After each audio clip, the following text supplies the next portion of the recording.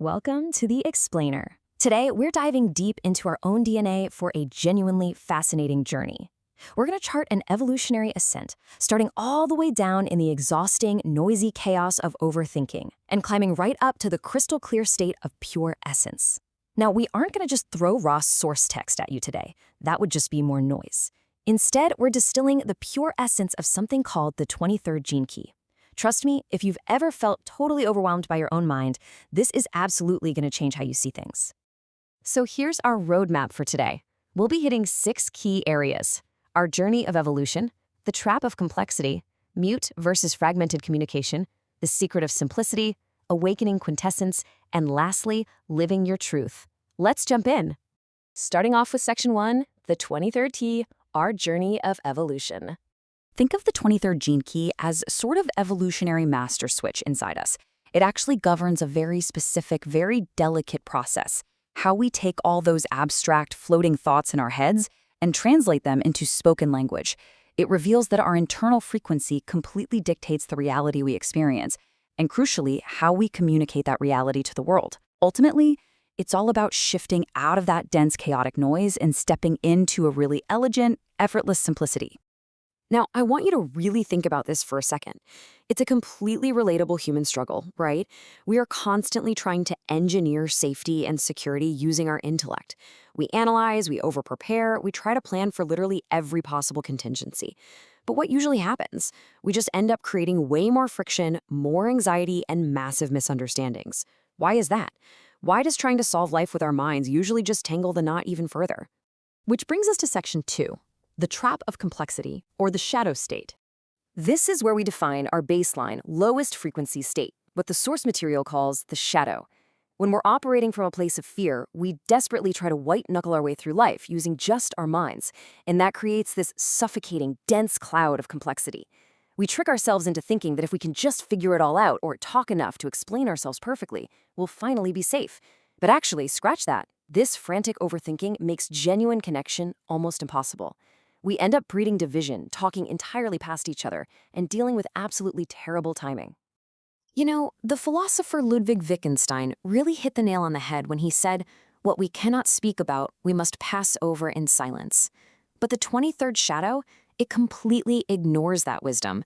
It nervously forces language onto things that should just be felt or experienced in pure stillness. The text points out something fascinating. So many historical conflicts didn't even start from deep malice. Nope, they started from mere misunderstandings, from forcing the wrong words at the exact wrong time. Let's look at section 3, mute and fragmented communication. So how does this actually show up in our everyday lives when we're stuck in this shadow state? Well, we typically fall into one of 2 extreme camps. First, there's the repressive side, the mute. This is when you just swallow your truth entirely because you're terrified of not being understood. You end up making empty, superficial small talk while this heavy, stressful pressure builds up in your throat. Then, on the flip side, we have the reactive state, the fragmented. This is that nervous, nonstop talking. You sound like a broken record, frantically jumping from point to point with zero coherence, which literally alienates anyone trying to listen to you. These right here are the classic symptoms of a system running purely on fear. You might falsely assume people can just read your mind, so when you do finally speak, you skip over crucial context. But here's the real kicker. The root of the misunderstanding isn't usually your vocabulary. It's the underlying frequency. It's the wrong tone, jarring timing, and a total lack of a genuine heart-to-heart connection. The words literally carry a tense vibration of fear, and the listener unconsciously repels it, no matter how logical your argument is. All right, moving to section 4, the secret of simplicity, also known as the gift. So how on earth do we get out of this exhausting trap? Welcome to the gift of simplicity. Now, simplicity here does not mean being foolish or uneducated, not at all. It's about extreme practical efficiency. It is the profound ability to just let go of the obsessive mental need to solve every single little thing. By intentionally dropping all that heavy mental baggage, you create vast internal space. And from that quiet clarity, really brilliant, abstract solutions just naturally bubble up without you having to force them. Think of it using this brilliant metaphor from the source text. Existing in the shadow is like flying an airplane completely blind inside dark, turbulent clouds.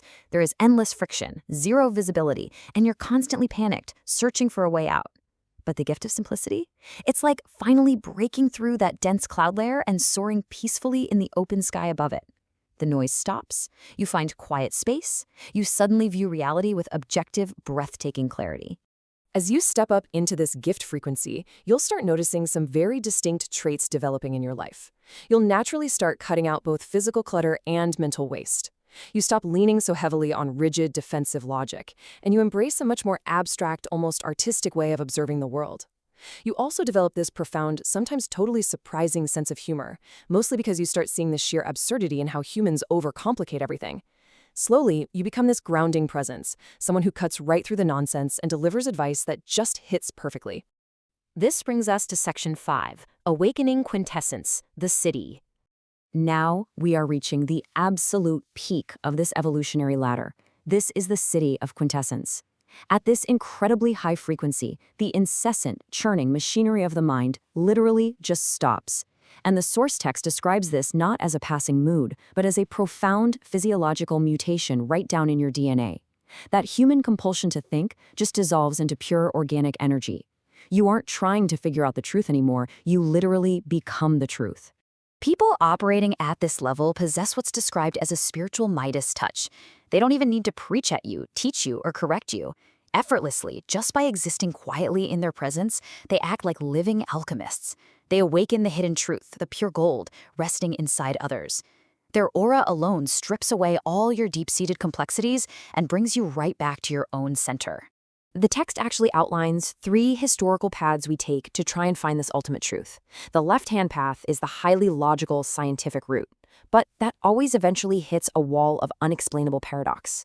Then there's the right-hand path, the artistic, poetic route. It touches the heart beautifully, sure, but it's still limited by shape and form. And then there's the path of the mystic. The mystic doesn't try to solve the grand mystery, they just surrender completely into it. They leap right into the great unknown and find a direct, unfiltered connection to the source. Finally, Section 6, Living Your Truth.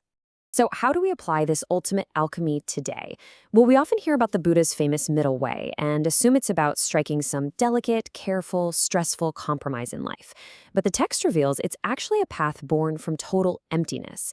It is a complete and utter abandonment of the mind's exhausting need to control everything. And yeah, it feels utterly terrifying at first, like the bottom is literally falling out from under your feet. But it's actually the only genuine doorway to true freedom. The single most powerful takeaway from this entire framework is really straightforward. Stop looking outside yourself for saviors. Stop thinking the ultimate answer is locked away in another dense book or held by some guru or hidden in some overly complex system. Trust the profound, silent simplicity that is already resting right there inside your own DNA. Dig deeply into your own essence because your compass is already there. I'm going to leave you with this final provocative thought. We spend so much of our precious, vital energy fighting ghosts. We try so hard to logically solve these thick illusions that our own minds cooked up in the first place. So what if you just stopped? Maybe it's time to finally let go of the controls, quiet the noise, and just let your natural genius shine through without all the interference. Thank you so much for exploring the alchemy of simplicity with me today. I'll see you on the next explainer.